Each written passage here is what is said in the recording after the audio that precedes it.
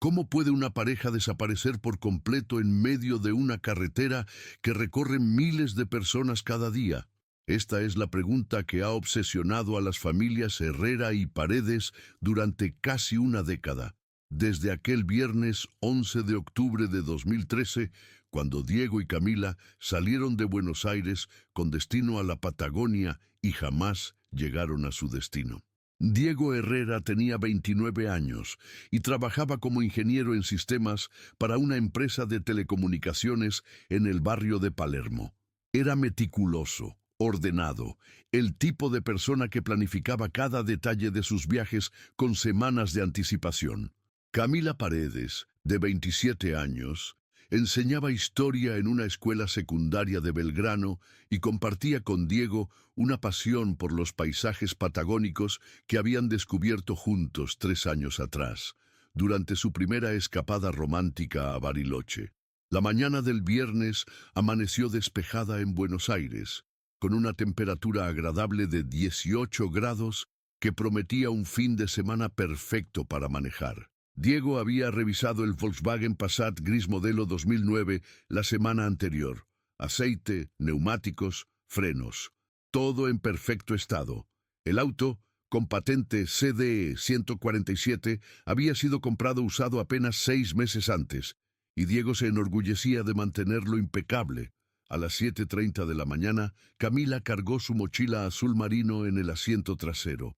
Dentro, llevaba ropa para 3 días. Su cámara fotográfica Canon, 2 libros de Eduardo Galeano que quería leer durante el viaje, y un termo con mate cocido que había preparado la noche anterior. Diego, mientras tanto, aseguró en el portaequipajes la tienda de campaña que habían comprado juntos el mes anterior, junto con 2 bolsas de dormir y el equipo básico de camping. El plan era sencillo: tomar la Ruta Nacional 22 hacia el oeste, hacer una parada en Choel para almorzar y continuar hasta General Roca, donde pasarían la noche en una cabaña que Diego había reservado online. El sábado explorarían los alrededores del lago Nahuel Huapi y el domingo regresarían a Buenos Aires, llegando antes del anochecer para prepararse para la semana laboral. Carmen Paredes, la madre de Camila, los vio partir desde la ventana de su departamento en el 4.º piso. Recordaría después el beso que Diego le dio a Camila antes de subir al auto, y cómo su hija se volteó para saludarla con la mano, mientras el Passat gris se perdía entre el tráfico de la avenida Cabildo. Era exactamente las 8:15 de la mañana. La primera llamada llegó a las 10:30. Camila contactó a su madre desde una estación de servicio YPF en Luján, a unos 70 kilómetros de Buenos Aires. Su voz sonaba alegre, relajada. Todo perfecto, mami. Diego maneja como un profesional y el auto anda divino. Ya cargamos combustible y compramos agua. Te llamo cuando lleguemos a Choel para almorzar. Roberto Herrera, el padre de Diego, recibió la segunda llamada a las 11:45. Su hijo sonaba entusiasmado, describía el paisaje de la pampa húmeda que se extendía hasta el horizonte y le contó que habían visto una bandada de ñandúes corriendo paralela a la ruta. El tiempo está perfecto, papá, sin una nube en el cielo. Camila está sacando fotos de todo. Te mandamos saludos desde la ruta. Esa fue la última vez que alguien escuchó sus voces. A las 14:30, la hora aproximada en que deberían haber llegado a Choel, Carmen Paredes intentó llamar al celular de Camila. No hubo respuesta. Pensó que tal vez estaban almorzando y habían puesto los teléfonos en silencio. A las 16:00 volvió a intentar, y luego a las 17:00. El teléfono sonaba, pero nadie contestaba. Roberto Herrera tuvo la misma experiencia con el celular de Diego. Las llamadas entraban, pero nadie respondía.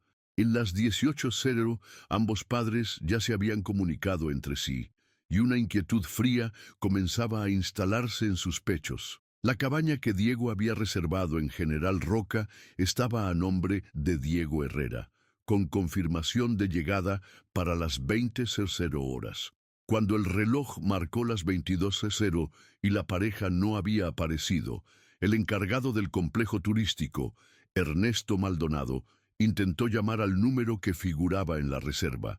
El teléfono de Diego sonó 5 veces antes de ir al buzón de voz. A las 23:30 del viernes 11 de octubre de 2013, Carmen Paredes y Roberto Herrera se encontraron en la comisaría Catórstegui de Villa Urquiza para presentar la primera denuncia por desaparición de personas. El oficial de guardia, subcomisario Juan Carlos Mendoza, tomó los datos básicos: nombres, edades, descripción del vehículo, ruta probable, última comunicación conocida. Seguramente se quedaron sin batería en los celulares, les dijo Mendoza mientras completaba el formulario, o tuvieron algún problema mecánico y están esperando auxilio en algún pueblo. En estos casos, lo normal es que aparezcan en las próximas 24 horas, pero las siguientes 24 horas pasaron sin noticias, y luego 48, y después una semana, y un mes, y un año. Diego Herrera y Camila Paredes se habían desvanecido de la faz de la tierra como si jamás hubieran existido, llevándose consigo todas las respuestas y dejando atrás solo preguntas que parecían no tener fin. El sábado 12 de octubre, Día del Respeto a la Diversidad Cultural, debería haber sido una fecha de celebración familiar para los Herrera y los Paredes. En lugar de eso, se convirtió en el primer día de una búsqueda que marcaría sus vidas para siempre. Roberto Herrera no había dormido ni 5 minutos durante la noche. A las 6:00 de la mañana ya estaba en su Toyota Corolla, manejando hacia la Ruta Nacional 22 con una sola misión: encontrar algún rastro de su hijo. Carmen Paredes lo acompañaba en el asiento del acompañante, aferrada a su cartera, donde llevaba las fotografías más recientes de Diego y Camila, impresas en papel fotográfico la noche anterior. El primer tramo del recorrido, desde Buenos Aires hasta Luján, lo conocían bien gracias a la llamada que Camila había hecho desde la estación YPF. Llegaron allí a las 8:30 y hablaron con Ramiro Díaz, el empleado del turno mañana, que recordaba haber visto a una pareja joven en un Passat gris el día anterior. Sí, lo recuerdo, les dijo Díaz mientras limpiaba el parabrisas de otro vehículo. Ella era muy linda, pelo castaño largo, y él tenía una remera azul. Cargaron combustible, compraron agua y chips. Ella fue al baño y él revisó la presión de las ruedas. Parecían muy contentos. Hablaban de los lugares que iban a visitar. Se fueron como a las 10:45. Carmen sintió una mezcla de alivio y angustia. Alivio porque confirmaba que sus hijos habían llegado hasta allí sanos y salvos. Angustia porque significaba que algo había pasado en los siguientes 350 kilómetros hasta Choel, en un tramo de ruta que debería haberles tomado apenas 4 horas recorrer. Durante el resto del sábado, Roberto y Carmen recorrieron cada pueblo, cada estación de servicio, cada restaurante de ruta entre Luján y Choel. Mostraron las fotos de Diego y Camila a empleados de estaciones YPF y Shell, a camioneros que paraban a descansar, a comerciantes de pueblos como Chivilcoy, Bragado y 9 de Julio. Nadie los había visto. El domingo se sumaron a la búsqueda los hermanos de Diego, Martín, de 32 años, y Lucas, de 24. También llegaron desde La Plata los padres de Camila, Osvaldo Paredes, jubilado de YPF, y Marta Sánchez, su esposa. Entre los 6 formaron equipos y dividieron la búsqueda en sectores más amplios, extendiendo el radio hasta Río Colorado y Choel. Fue Osvaldo Paredes quien tuvo la idea de contactar a los medios de comunicación locales. El lunes 14 de octubre, Canal 7 de Bahía Blanca emitió la primera nota sobre la desaparición. El periodista Damián Rosales entrevistó a Roberto Herrera en vivo, desde la plaza principal de Choel. Mi hijo Diego es una persona responsable, ordenada, decía Roberto con la voz quebrada, mientras sostenía una foto del casamiento de su primo donde aparecían Diego y Camila sonrientes. Jamás desaparecería así, sin avisar. Algo pasó en esta ruta y necesitamos que nos ayuden a encontrarlos. La difusión mediática tuvo un efecto inmediato. Durante esa semana llegaron más de 50 llamadas a la comisaría de Choel. Algunas eran pistas falsas, personas que creían haber visto al Passat gris en lugares tan distantes como Mar del Plata o Mendoza. Otras eran testimonios más creíbles que mantenían viva la esperanza. Nora Fernández, una docente de 45 años que viajaba desde Neuquén a Buenos Aires el viernes 11 de octubre, llamó para contar que alrededor de las 13:30 había visto un auto gris estacionado en la banquina de la ruta cerca del kilómetro 680, aproximadamente a 30 kilómetros antes de Choel. No me detuve porque pensé que eran turistas sacándose fotos del paisaje, explicó por teléfono. Pero ahora que vi la noticia podría haber sido ellos. Miguel Cárdenas, un camionero de 52 años, con 30 años de experiencia recorriendo esa ruta, aportó otro testimonio. Ese viernes tuve que frenar bruscamente cerca del kilómetro 675 porque había un auto parado en el carril derecho sin balizas, recordó. Era gris, parecía un Passat o un Bora. Toqué bocina para que se corrieran, pero cuando pasé al lado vi que no había nadie adentro. Pensé que el conductor habría ido a hacer sus necesidades al monte.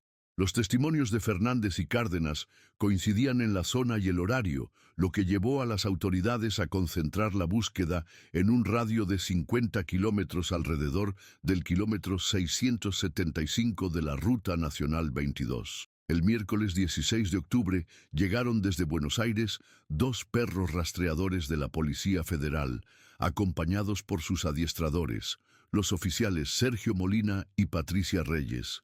Los canes, un pastor alemán llamado Kaiser y una labrador llamada Luna, fueron expuestos a prendas de ropa de Diego y Camila que habían quedado en sus respectivos hogares. La búsqueda con los perros comenzó en el kilómetro 675, exactamente donde Miguel Cárdenas había reportado haber visto el auto parado.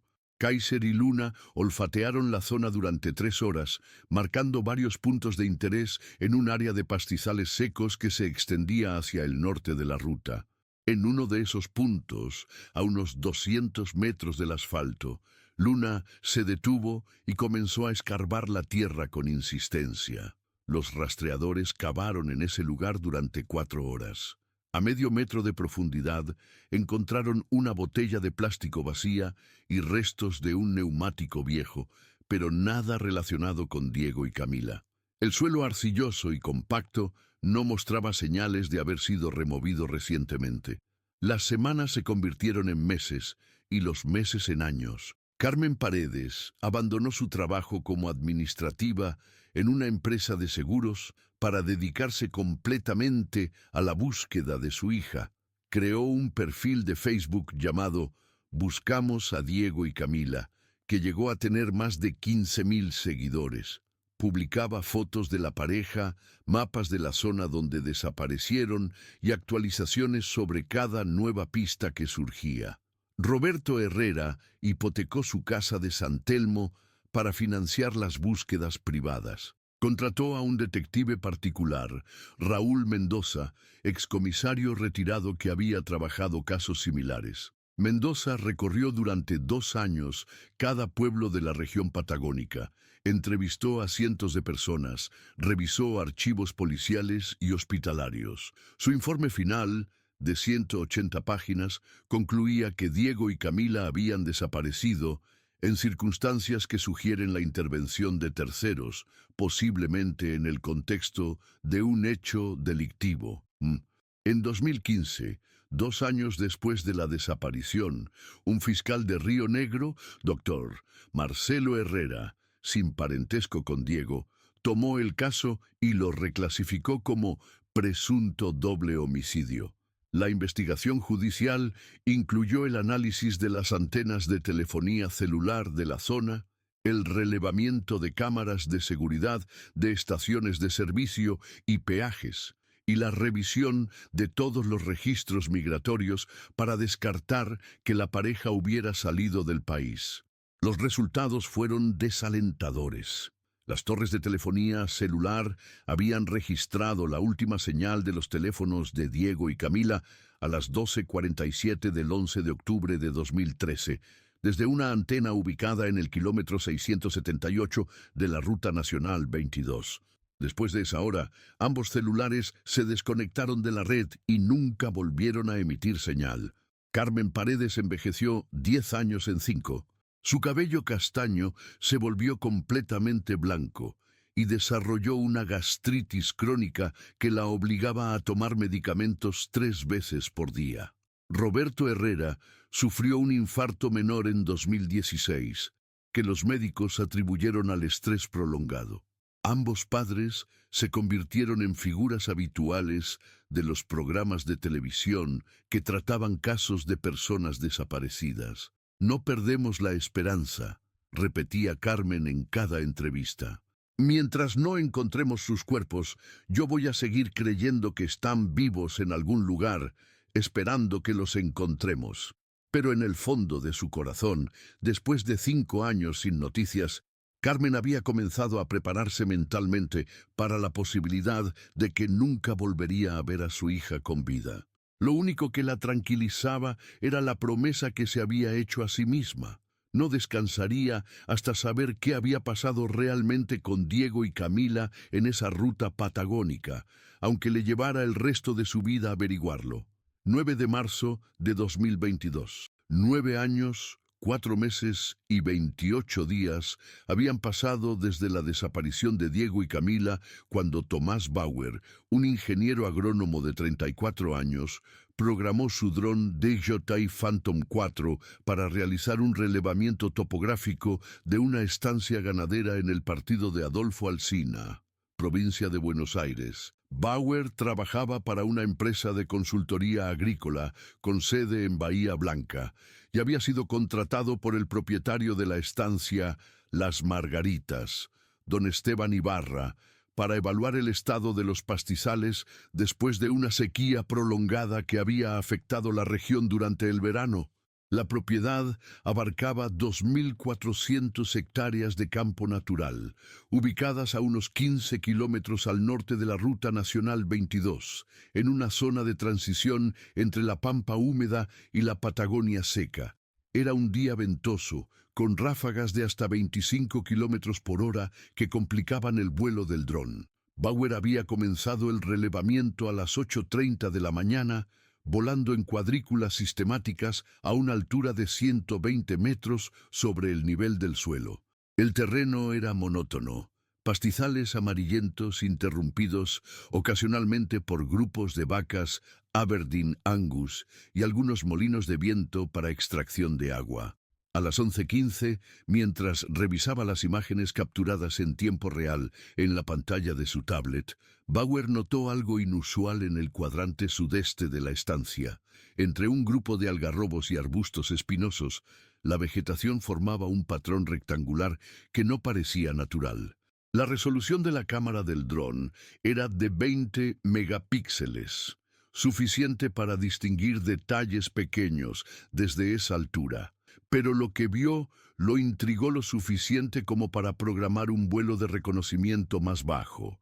Descendió el dron a 40 metros de altura y activó la función de zoom digital. Lo que apareció en la pantalla lo dejó sin aliento, parcialmente cubierto por ramas secas, pastizales crecidos y la vegetación natural que había brotado durante casi una década. Había un automóvil. «No puede ser», murmuró Bauer, ajustando los controles para obtener una imagen más nítida. El vehículo estaba completamente oculto desde el nivel del suelo, pero desde el aire era claramente visible. Era de color gris, tenía 4 puertas, y por el tamaño y la forma parecía ser un sedán mediano. La vegetación había crecido tanto alrededor y encima del auto que parecía formar parte del paisaje natural. Tomás Bauer había leído sobre el caso de Diego y Camila. Como muchos argentinos de su generación, había seguido la historia a través de las redes sociales y los programas de televisión.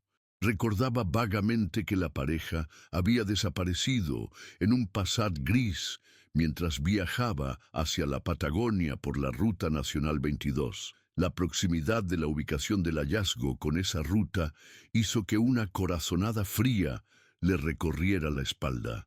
Inmediatamente programó el dron para tomar fotografías desde múltiples ángulos. Capturó más de 50 imágenes de alta resolución del vehículo y la zona circundante. En algunas de las fotos se podía distinguir parcialmente lo que parecía ser una patente en la parte trasera del auto, aunque los números no eran legibles debido a la distancia y la vegetación que la cubría. A las 12:30, Bauer aterrizó el dron y llamó por teléfono a don Esteban Ibarra, el propietario de la estancia. Don Esteban, necesito preguntarle algo importante, le dijo sin preámbulos. Usted sabía que hay un auto abandonado en su campo, en el sector sudeste, cerca del Arroyo Seco. Ibarra, un hombre de 67 años que había heredado las margaritas de su padre, se quedó en silencio durante varios segundos antes de responder. ¿Un auto? ¿Está seguro, ingeniero? Yo recorro ese campo desde hace 40 años y nunca vi ningún auto. ¿Dónde exactamente? Bauer le describió la ubicación precisa, usando como referencias un molino de viento abandonado y un grupo de algarrobos centenarios que se veían claramente desde la ruta. Ibarra conocía perfectamente esos puntos de referencia. Es imposible, insistió Ibarra. Ese sector está a más de 2 kilómetros de cualquier camino rural. ¿Cómo habría llegado un auto hasta ahí? Además, para llegar a esa zona hay que pasar 3 tranqueras y cruzar un arroyo que en épocas de lluvia se vuelve intransitable. Don Esteban, le voy a mandar las fotos por WhatsApp ahora mismo, le dijo Bauer, y creo que deberíamos llamar a la policía. Esto podría estar relacionado con algún caso de personas desaparecidas. Las fotografías que Bauer envió por WhatsApp eran contundentes. Se veía claramente la silueta de un automóvil sedán de 4 puertas, cubierto por años de crecimiento vegetal, pero perfectamente reconocible desde el aire. En una de las imágenes, tomada con el sol en ángulo favorable, se podían distinguir incluso las formas de las ventanas y los espejos retrovisores. Don Esteban Ibarra sintió un escalofrío al ver las fotos. Durante todos esos años, había pastoreado ganado en esa zona sin sospechar jamás que a pocos metros de sus vacas yacía lo que podría ser la clave de uno de los misterios más famosos de la región. A las 13:45, Ibarra llamó a la comisaría de Carhué, la más cercana a su estancia. El oficial de guardia, cabo primero Daniel Suárez, tomó la denuncia con escepticismo inicial, pero cuando Ibarra mencionó que el auto era gris y que podría estar relacionado con el caso de la pareja desaparecida en 2013, su actitud cambió completamente. Don Esteban, no toque nada en esa zona, le ordenó Suárez. Nosotros vamos para allá ahora mismo y vamos a dar aviso al fiscal.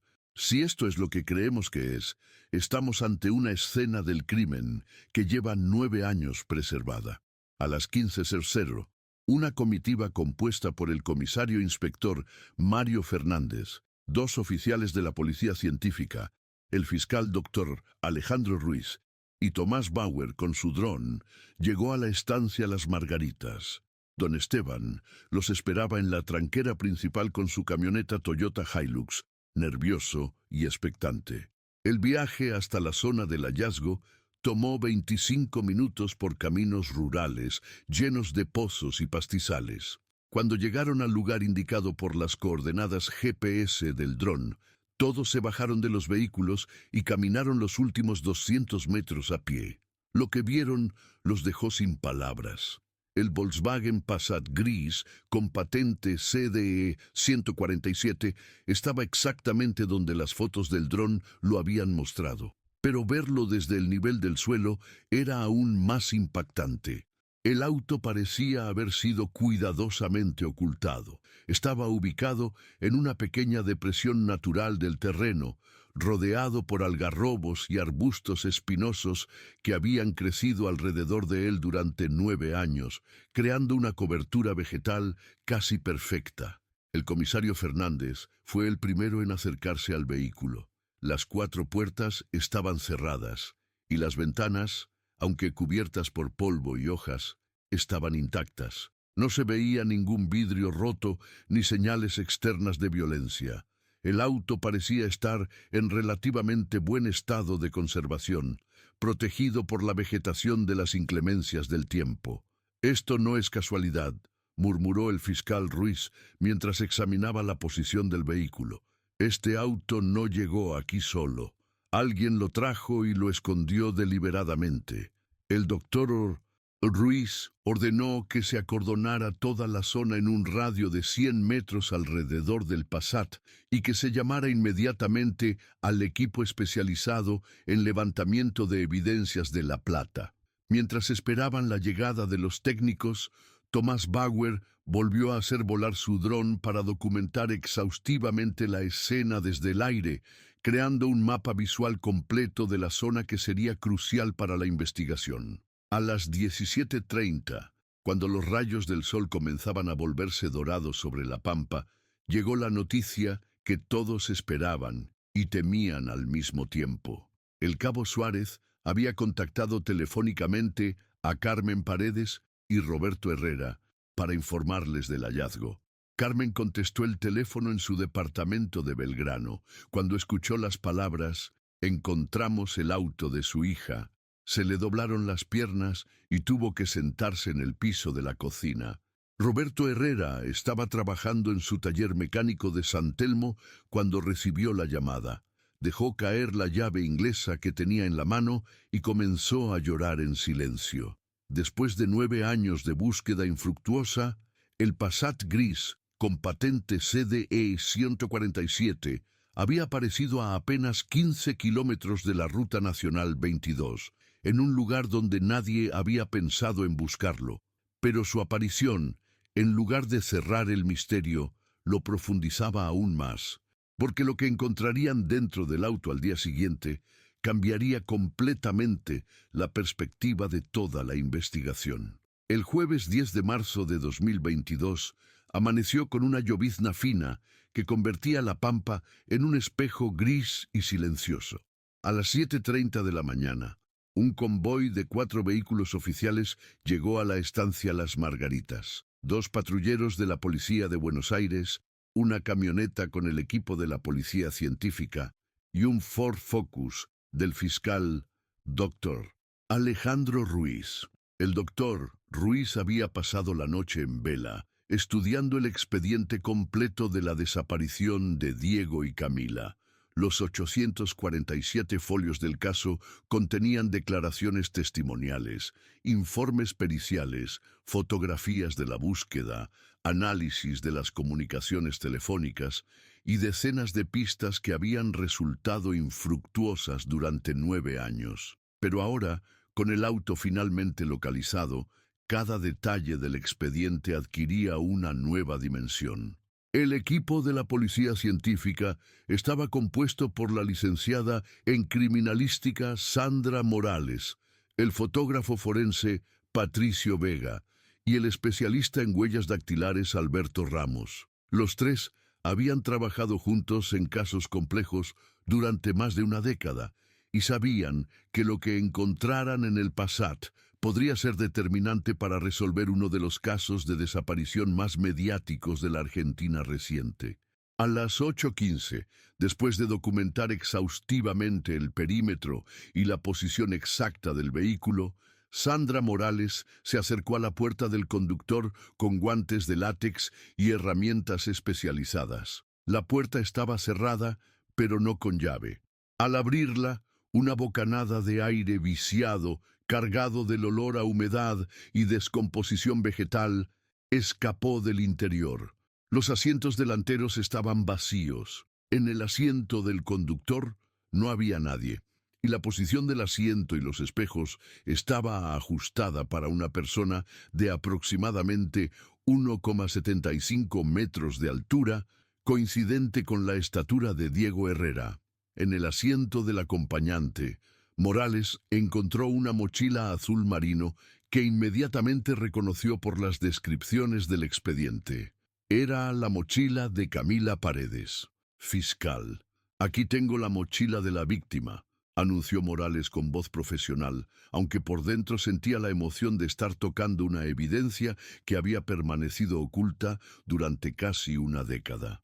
Dentro de la mochila estaban todas las pertenencias que Carmen Paredes había descrito en su declaración de 2013, la cámara fotográfica Canon, los 2 libros de Eduardo Galeano, el termo con mate cocido, ahora completamente descompuesto, ropa interior, un cepillo de dientes, un cargador de teléfono celular y 340 pesos en billetes de diferentes denominaciones que habían conservado su valor gracias a estar dentro de una billetera de cuero. En el asiento trasero encontraron una campera de cuero marrón que pertenecía a Diego, según la descripción que había dado su padre. También había una bolsa de plástico con restos de comida, envoltorios de sándwiches, una botella de agua vacía de la marca Villavicencio y 2 latas de Coca-Cola sin abrir. Pero fue al abrir el baúl cuando la investigación tomó un giro completamente inesperado. Alberto Ramos fue quien levantó la tapa del portaequipajes a las 9:47 de la mañana. Lo primero que vio fueron las 2 bolsas de dormir y la tienda de campaña que Diego había cargado antes del viaje, exactamente como las había descrito Roberto Herrera en su declaración testimonial. Pero al mover la tienda de campaña para examinar el fondo del baúl, Ramos se encontró con algo que nadie esperaba. Envuelta en una toalla celeste y atada con una cuerda de nylon blanco, había una pistola semiautomática calibre 9 milímetros, marca Versa Thunder, número de serie 48739. El arma estaba acompañada por un cargador que contenía 12 balas, y junto a ella había una caja de municiones de la marca Sellier & Bellot con 38 proyectiles adicionales. «¡Fiscal, venga inmediatamente!», gritó Ramos, sin tocar el arma pero señalándola con el índice. «Tenemos un arma de fuego en el maletero». El doctor Ruiz se acercó rápidamente y observó el hallazgo con una mezcla de sorpresa y preocupación. La presencia de un arma cambiaba completamente la naturaleza del caso. Ya no se trataba solo de una desaparición misteriosa o un posible accidente. Ahora tenían evidencia concreta de que había habido violencia involucrada. «Fotografíen todo antes de tocar cualquier cosa», ordenó Ruiz. «Quiero documentación completa de la posición exacta del arma, la forma en que estaba envuelta y todo lo que la rodea». Patricio Vega trabajó durante 40 minutos fotografiando el contenido del baúl desde todos los ángulos posibles. Las imágenes mostraban claramente que el arma había sido colocada allí de manera deliberada. Estaba cuidadosamente envuelta, protegida de la humedad y ubicada en la parte más profunda del compartimento, como si alguien hubiera querido asegurarse de que permaneciera oculta. Sandra Morales procedió a extraer el arma siguiendo todos los protocolos de preservación de evidencias. Al desenvolver la toalla celeste, descubrió que la pistola estaba en excelente estado de conservación.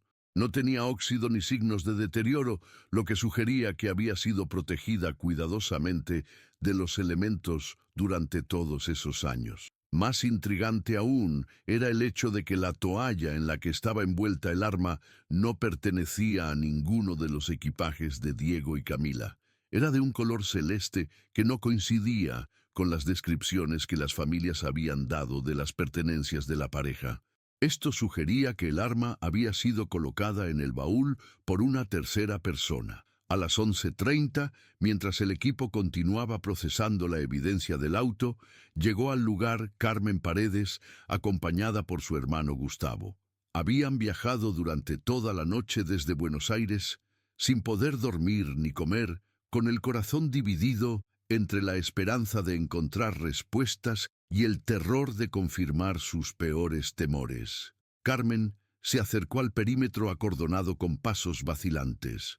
Cuando vio el Passat gris, parcialmente visible entre la vegetación, se le quebró la voz. «Es el auto de mi hija», murmuró, llevándose las manos al pecho. «Es el mismo auto en el que se fueron ese viernes. Dios mío, ¿dónde están ellos?» El doctor Ruiz se acercó a Carmen con expresión grave. Durante su carrera había tenido que dar noticias difíciles a muchas familias, pero nunca se acostumbraba a ese momento.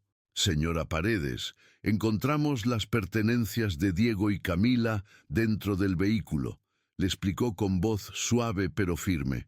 «Sus mochilas, ropa, la cámara fotográfica de su hija. Todo está allí, pero también encontramos algo más, un arma de fuego en el baúl». Carmen sintió que el suelo se movía bajo sus pies. Su hermano Gustavo la sostuvo del brazo para evitar que se cayera. ¿Un arma? ¿Qué arma? Diego y Camila no tenían armas. Ellos no eran personas violentas. ¿De quién es esa arma? Eso es exactamente lo que vamos a averiguar, respondió el fiscal. El arma va a ser analizada en el laboratorio de balística de La Plata. Van a revisar las huellas dactilares. Van a verificar si está registrada y van a determinar si fue utilizada en algún delito.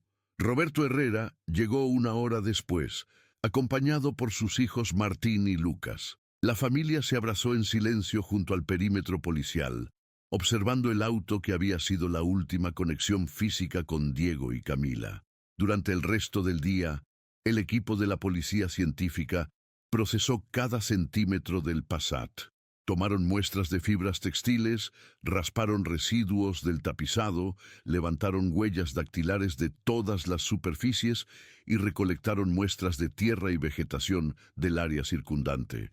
Uno de los hallazgos más significativos fue la presencia de huellas dactilares en el volante y la palanca de cambios que no pertenecían ni a Diego ni a Camila.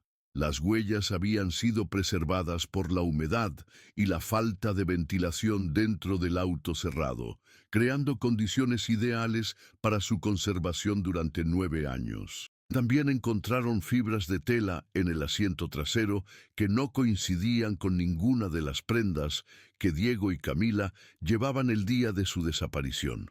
Eran fibras de una camisa de algodón de color verde oscuro, con características que sugerían que provenían de ropa de trabajo o uniforme. A las 18:00, cuando comenzaba a anochecer sobre la pampa, el Passat fue cargado en una grúa especializada y trasladado al depósito judicial de La Plata para continuar con los análisis forenses. El doctor Ruiz sabía que los próximos días serían cruciales para determinar qué había pasado realmente con Diego y Camila en octubre de 2013. Esa noche, en su oficina de Dolores, el fiscal Ruiz recibió la primera información preliminar sobre el arma encontrada en el baúl.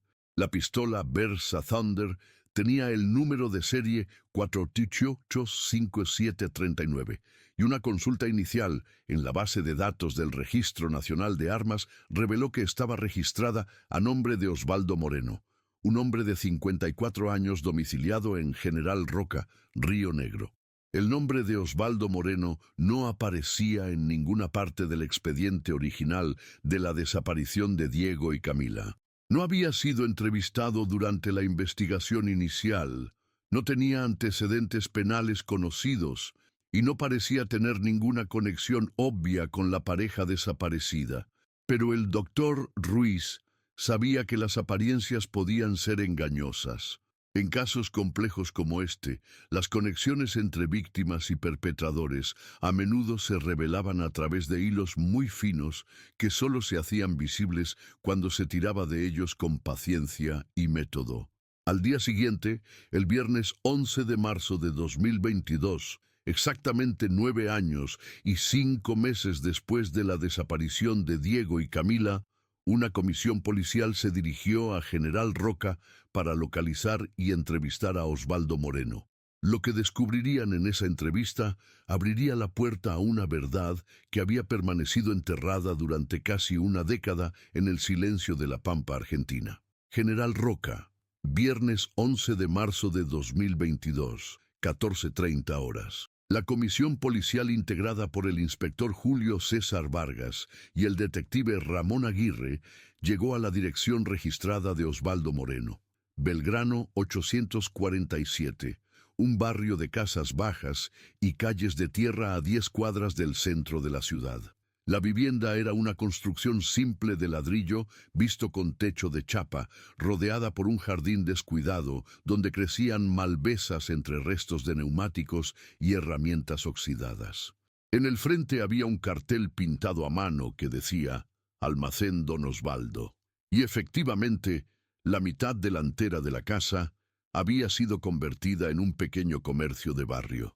Cuando los policías tocaron el timbre, la puerta fue abierta por una mujer de unos 50 años, delgada, con el cabello teñido de rubio y expresión preocupada. «¿Señora Moreno?», preguntó el inspector Vargas, mostrando su credencial. «Sí, soy Graciela Moreno. ¿Qué pasó?» «¿Le pasó algo a mi marido? Necesitamos hablar con su esposo Osvaldo. ¿Se encuentra en casa?»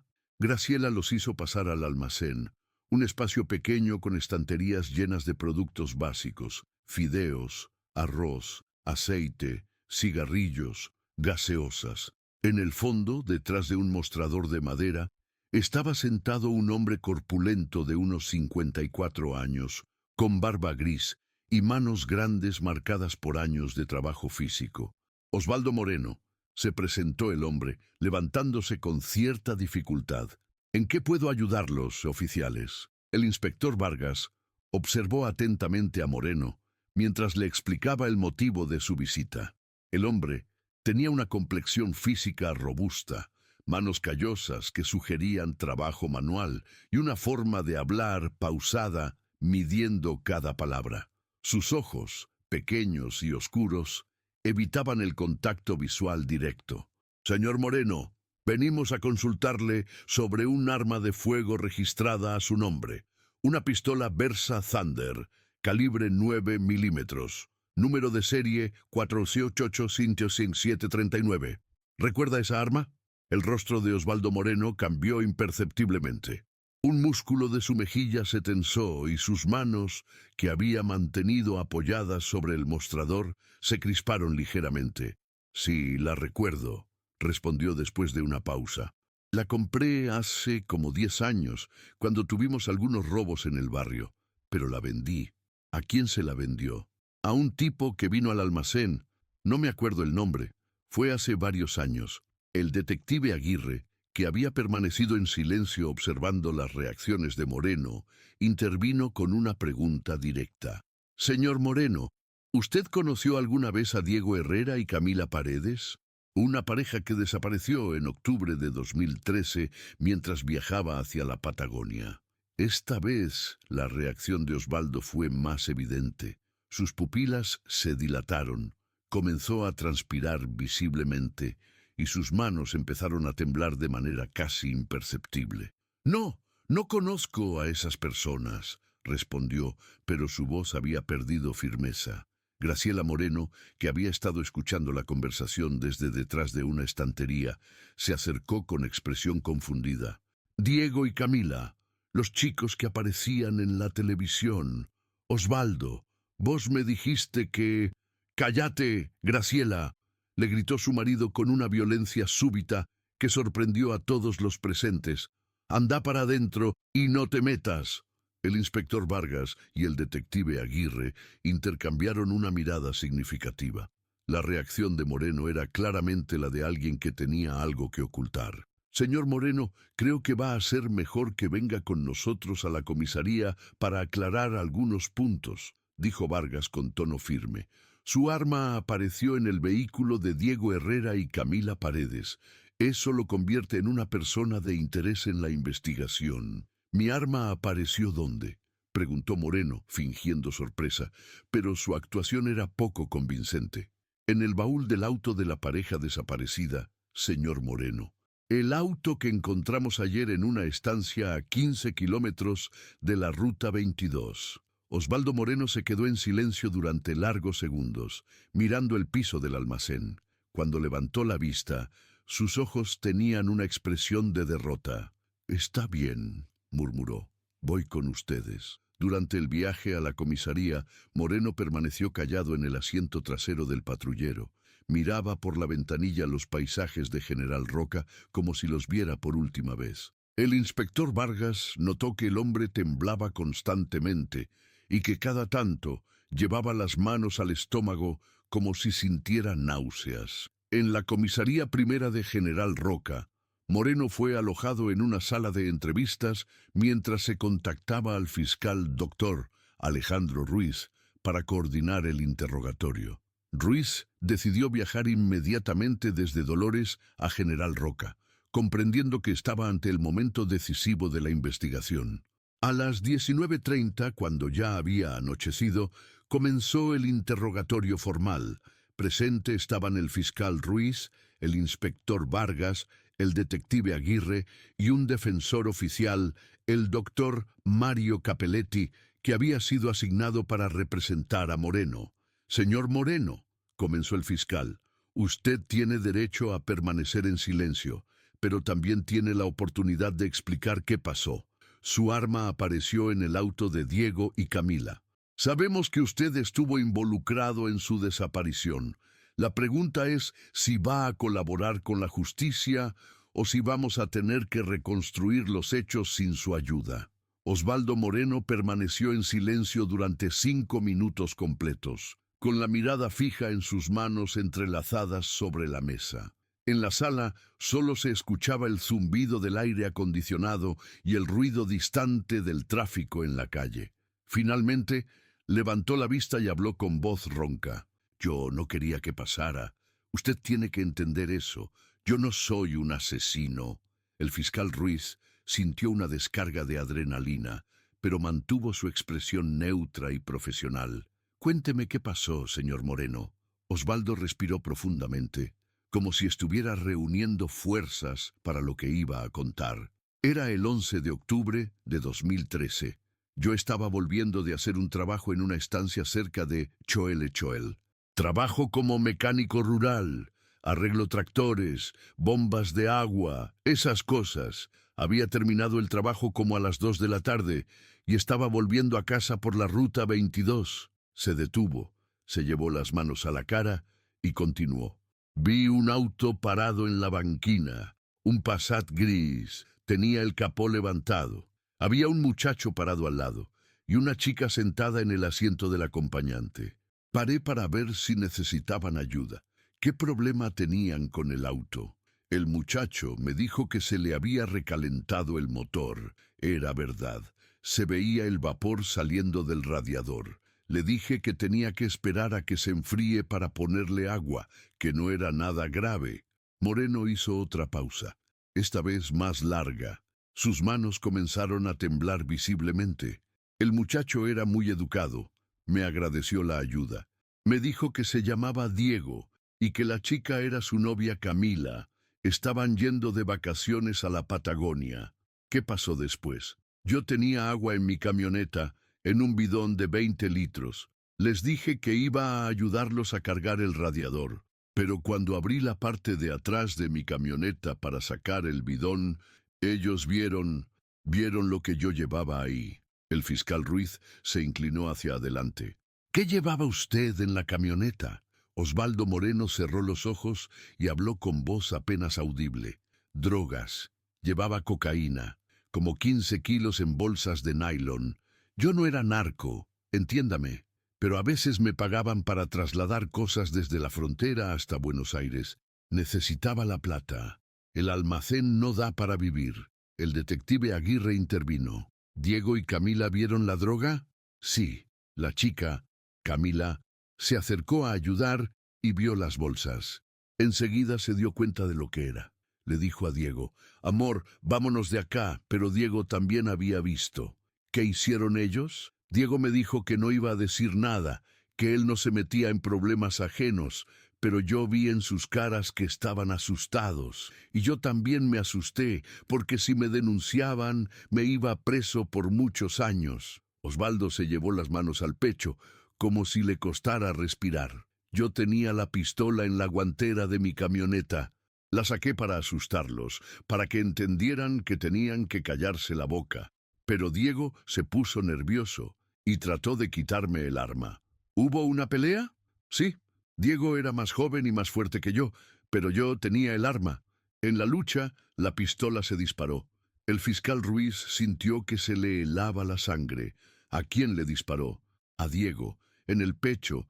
Cayó al suelo enseguida. Había mucha sangre. ¿Y Camila? Osvaldo Moreno comenzó a llorar. Lágrimas gruesas rodaron por sus mejillas mientras hablaba entrecortadamente. Camila empezó a gritar, se arrodilló al lado de Diego, le decía que no se muriera. Yo estaba desesperado, no sabía qué hacer. Si alguien pasaba por la ruta y nos veía, ¿qué hizo con Camila? Ella me suplicaba que la dejara ir, me decía que no iba a contar nada, pero yo sabía que si la dejaba viva, me iba a denunciar. Entonces, Moreno no pudo continuar. Sollozaba de tal manera que las palabras se le trababan en la garganta. Entonces la maté también. Finalmente logró decir, un disparo en la cabeza. Se murió al instante. El silencio que siguió a esta confesión fue sepulcral. El fiscal Ruiz sentía una mezcla de satisfacción profesional por haber resuelto el caso y una profunda tristeza por la brutalidad de los hechos. ¿Qué hizo con los cuerpos? Los cargué en la parte de atrás de mi camioneta. Llevé el auto de ellos, siguiendo por caminos rurales, hasta la estancia donde apareció. El dueño era conocido mío. Sabía que nunca iba por esa parte del campo. Escondí el auto entre los árboles y volví por los cuerpos. ¿Dónde están Diego y Camila? Osvaldo Moreno levantó la vista por primera vez en varios minutos. Sus ojos estaban enrojecidos y tenía la expresión de un hombre completamente quebrado. En el pozo ciego de una estancia abandonada a 30 kilómetros de donde encontraron el auto. Los tiré ahí y los tapé con cal viva y tierra. Después puse mi arma en el baúl del auto de ellos. No sé por qué. Supongo que pensé que si alguna vez encontraban el auto, la policía iba a pensar que había sido un suicidio o algo así. El fiscal Ruiz sabía que tenía suficiente para procesar a Moreno por doble homicidio, pero también sabía que las familias de Diego y Camila necesitaban algo más que una confesión. Necesitaban recuperar los cuerpos de sus hijos. Señor Moreno, va a tener que llevarnos al lugar donde enterró a Diego y Camila. Osvaldo asintió con la cabeza, derrotado. Sí, los voy a llevar. Ya está, se terminó todo. Durante 9 años no pude dormir una sola noche completa pensando en lo que hice. Tal vez ahora pueda descansar. Al día siguiente, sábado 12 de marzo de 2022, Osvaldo Moreno guió a una comisión judicial hasta un campo abandonado en el partido de Conesa, Río Negro. Allí, en un pozo ciego de 2 metros de profundidad que había servido para desechos rurales décadas atrás, encontraron los restos óseos de Diego Herrera y Camila Paredes. Carmen Paredes y Roberto Herrera finalmente pudieron sepultar a sus hijos en el cementerio de la Chacarita, 9 años y 5 meses después de su desaparición. En el funeral, que congregó a más de 500 personas, Carmen leyó una carta que había escrito durante los años de búsqueda. Diego y Camila, después de tanto tiempo de no saber dónde estaban, finalmente pueden descansar en paz. Nosotros también podemos empezar a sanar. Su amor quedará para siempre en nuestros corazones, y su historia servirá para que otras familias no pasen por lo que pasamos nosotros. Osvaldo Moreno fue condenado a prisión perpetua por doble homicidio agravado. Durante el juicio, que se realizó en agosto de 2022, se descubrió que había sido parte de una red de narcotráfico que operaba en la frontera entre Argentina y Chile. Su confesión permitió desarticular la organización y llevar a prisión a otros 6 miembros de la banda. El caso de Diego y Camila se convirtió en un símbolo de la importancia de nunca abandonar la búsqueda de la verdad. También demostró cómo la tecnología moderna, representada por el dron de Thomas Bauer, puede ser la clave para resolver misterios que parecían irresolubles.